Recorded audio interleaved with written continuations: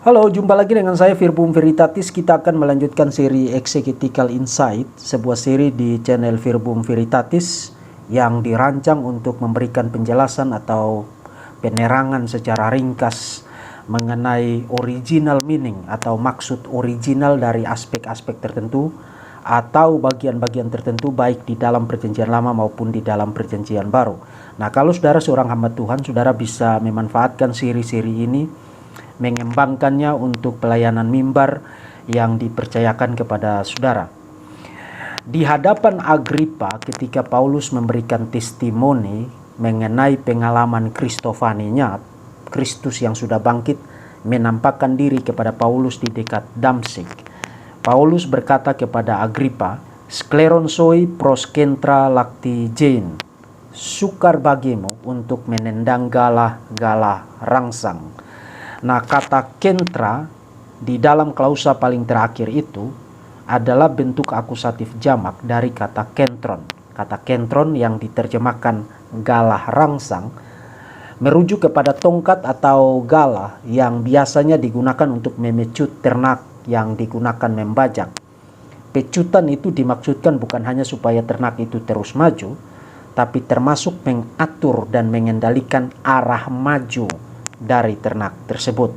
Nah, kalau begitu apa maksud Paulus pada klausa paling terakhir tersebut?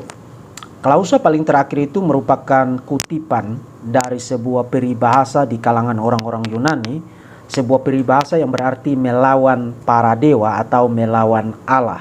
Peribahasa itu muncul misalnya di dalam sebuah naskah drama tragedi Yunani dari Euripides yang berjudul Bakai. Di dalam Bakai, Dionysius mengatakan begini, "Aku akan memberikan korban kepadanya ketimbang menendang dengan kemarahan melawan galah rangsang." Artinya bicara tentang manusia melawan para dewa. Nah, gagasan yang termaktub pada peribahasa itu adalah sama seperti ternak yang dikendalikan oleh petani dengan menggunakan pecut sebilah gala untuk memecut ternak itu. Menyakitkan memang, tapi dia tidak bisa berbuat apa-apa. Nah, sama seperti itu. Demikian pula manusia sebenarnya dikendalikan oleh para dewa atau oleh Allah. Nah, di dalam konteks Yunani, peribahasa itu sebenarnya dimaksudkan untuk membuat perbandingan. Perbandingan antara apa yang terjadi antara sang petani dengan ternak yang dia gunakan untuk membajak, dan apa yang terjadi antara Allah atau para dewa dengan umat manusia.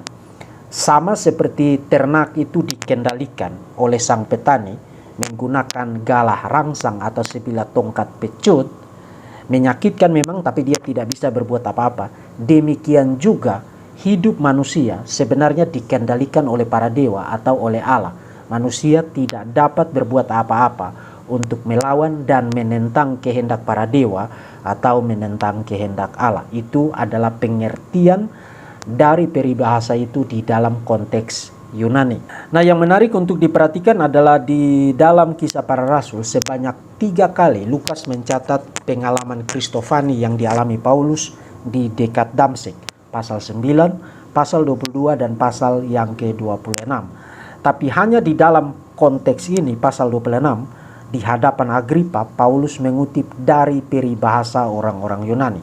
Nah, kenapa itu penting untuk dilakukan oleh Paulus? Itu penting karena Paulus tahu untuk menduduki jabatan itu Agripa harus mendapatkan pendidikan Yunani, dan karena itu dia mengetahui dengan baik peribahasa orang-orang Yunani. Dengan kata lain, Paulus memanfaatkan apa yang diketahui, apa yang dimengerti oleh Agripa untuk mengkomunikasikan penekanan atau pesan dari testimoni mengenai Kristofani yang dia alami di dekat Damsyik. Nah, tentu saja bagi Paulus bukanlah sesuatu yang sulit untuk mengutip peribahasa-peribahasa itu, karena ingat, Paulus pun memiliki pengetahuan dan pendidikan Yunani yang sangat mungkin diperkenalkan oleh gurunya Gamaliel. Kita tahu itu karena Gamaliel di dalam bagian sebelumnya di dalam Kisah Para Rasul pernah menggemakan gagasan itu. Ketika orang-orang Yahudi berniat untuk membasmi orang-orang Kristen, sebuah gerakan yang dianggap sebagai bidat Yahudi pada masa itu, Gamaliel berkata demikian, "Janganlah bertindak terhadap orang-orang ini, biarkanlah mereka, Sebab jika maksud dan perbuatan mereka berasal dari manusia, tentu akan lenyap. Tetapi kalau berasal dari Allah, kamu tidak akan dapat melenyapkan orang-orang ini. Mungkin ternyata juga bahwa kamu melawan Allah. Mungkin ternyata juga bahwa kamu melawan Allah. Gagasan yang sama yang dikemukakan oleh Paulus di hadapan Agripa.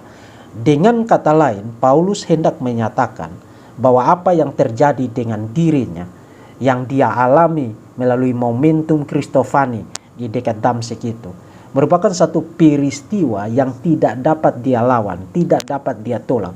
Meskipun begitu, peristiwa itu di kemudian hari setelah dia mengalami itu, dia maknai sebagai satu peristiwa monumental yang mengubah hidupnya dan yang mengubah tujuan hidupnya. Yang tadinya dia pikir dia melayani Tuhan dengan mengejar, memenjarakan, bahkan jika perlu membunuh orang-orang Kristen. Sekarang setelah peristiwa di dekat Damsyik itu, dia melihat bahwa apa yang dia lakukan dulu sebelum peristiwa itu merupakan kekejian, merupakan perlawanan, merupakan pemberontakan melawan Tuhan.